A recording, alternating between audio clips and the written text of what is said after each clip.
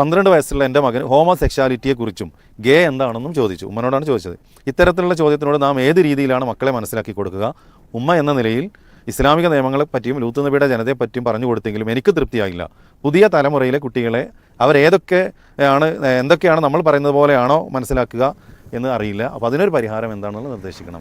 ഇത് വളരെ ഗൗരവമുള്ള വിഷയമാണ്. കാരണം എന്താ വെച്ചാൽ ഈ കുട്ടികളെ, സ്കൂൾ തലത്തിലുള്ള കുട്ടികളെ തൊട്ട് ഇപ്പോൾ കോളേജിലൊക്കെ വളരെ വ്യാപകമായി ഇത് സിലബസുകളിലൊക്കെ വന്നുകൊണ്ടിരിക്കുകയാണ്. അപ്പോൾ ഇത് ഈ LGBTQ, അതായത് ആണ് പെണ്ണ് എന്നതിലുപരി വേറെയും കുറേ സെക്സുകളുണ്ട് എന്നുള്ള ഒരു കാഴ്ചപ്പാട്. ബാഹ്യമായി ആണാണെങ്കിലും ബാഹ്യമായി പെണ്ണാണെങ്കിലും അവർ ആന്തരികമായി പെണ്ണാണാവാം, ആണ് പെണ്ണാവാം എന്നൊക്കെയുള്ള ഈ ഒരു കൺഫ്യൂഷൻ്റെ ഒരു തത്വം കുട്ടികളെ പഠിപ്പിക്കാൻ ശ്രമിക്കുന്നുണ്ട്. അപ്പോൾ ഇതുകൊണ്ട് എന്താണെന്ന് വിചാരിച്ചാൽ ഇത് പഠിക്കുന്ന കുട്ടികളിൽ ഉണ്ടാകുന്ന ആദ്യത്തെ സ്വാധീനമാണ് എന്ത്? തൻ്റെ ജെൻഡറിനെ കുറിച്ചുള്ള കൺഫ്യൂഷൻ. അപ്പോൾ ജെൻഡറിനെ പറ്റി കൺഫ്യൂഷൻ ഉണ്ടായാൽ അത് കുറച്ച് ഗൗരവമുള്ള വിഷയമാണ്. അതായത് ഇപ്പോൾ ഒരു ആൺകുട്ടി ഞാനൊരു പെൺകുട്ടിയാണോ എന്ന് സംശയിക്കുക എന്ന് പറഞ്ഞാൽ അവരുടെ ജീവിതത്തിലെ വളരെയധികം സീരിയസ് ആയിട്ടുള്ളൊരു സംഗതിയാണ്. അപ്പോൾ സ്വാഭാവികമായും അത് വന്നിട്ട് പാരൻസിനോടാണ് പറയുന്നത്. അപ്പോൾ നമ്മളത് പറയുമ്പോൾ അതിനുള്ള മറുപടി പറയാൻ നമുക്ക് പറ്റണം. അത് അവിടെ തിരുത്തിയിട്ടില്ല എന്നുണ്ടെങ്കിൽ ഈ കുട്ടിയുടെ ജീവിതം തന്നെ നശിക്കും. കാരണം ഒരു ആൺകുട്ടിയായ ഒരു കുട്ടിക്ക് ഞാൻ പെൺകുട്ടിയാണെന്ന് വിചാരിച്ച് ഈ ലോകത്ത് ജീവിക്കുക അസാധ്യമാണ്. ഒരു പെൺകുട്ടിക്ക് ഞാൻ ആൺകുട്ടിയായി ജീവിക്കുക എന്നുള്ളത് ഭാഗ്യമായി പെൺകുട്ടിയാകുമ്പോൾ അത് അസാധ്യമാണ്. അങ്ങനത്തെ ഒരു സങ്കല്പത്തിലേക്ക് കുട്ടി പോയാൽ ആ കുട്ടിയുടെ ലൈഫ് തന്നെ എന്ത് ചെയ്യും? ഉടനെ തകരാറായി പോകും. അവിടെ ജോലി, വിവാഹം, വീട്ടിലുള്ള ബന്ധങ്ങൾ മറ്റെല്ലാം തകരാറായി പോകും. അപ്പോൾ അവിടെ തിരുത്തി കൊടുക്കേണ്ടതുണ്ട്. അപ്പോൾ നമ്മളിവിടെ പറയുന്ന ഒരു കാര്യം എന്താണെന്ന് വിചാരിച്ചാൽ, ഒന്ന് ഇങ്ങനെ ഒരു ആശയക്കുഴപ്പം സമൂഹത്തിൽ ഉണ്ടാക്കുന്നത് ആരാണ്, അതെന്തിനു വേണ്ടിയാണ് എന്നതിനെക്കുറിച്ചുള്ള വിവരം നമ്മൾ കൊടുക്കണം.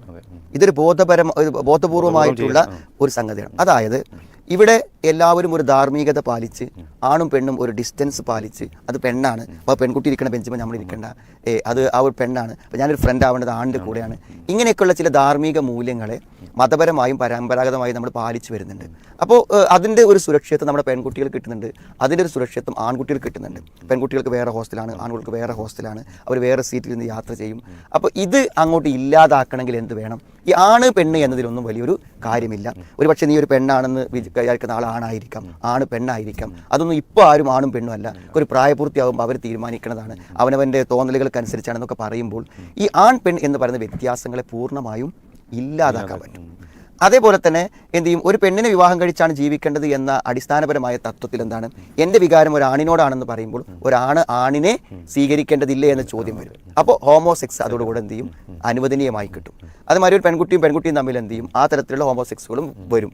അപ്പോൾ പിന്നെ ബൈസെക്സ് രണ്ടാളുകൾ തമ്മിലുള്ളത്, ഇങ്ങനെയുള്ള എല്ലാറ്റിലും എല്ലാ വിധത്തിലുള്ള വഴിവിട്ട ലൈംഗികതയെയും സമൂഹത്തിൽ കൊണ്ടുവരാനുള്ള വളരെ ബോധപൂർവമായൊരു ബേസാണ് ഇത് എന്നത് നമ്മൾ എന്ത് ചെയ്യണം?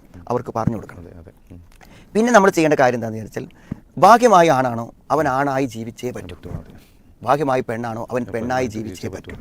അതല്ലാതെ ജീവിക്കുവാനുള്ള ശ്രമം എന്താണ്? വളരെ അപകടകരമായിരിക്കും എന്ന് ബുദ്ധിപരമായി അവരെന്ത് ചെയ്യണം? ബോധ്യപ്പെടുത്തണം. ഇപ്പോൾ ചെറിയൊരു എക്സാമ്പിൾ ഞാൻ പറയുകയാണെങ്കിൽ പറയാം.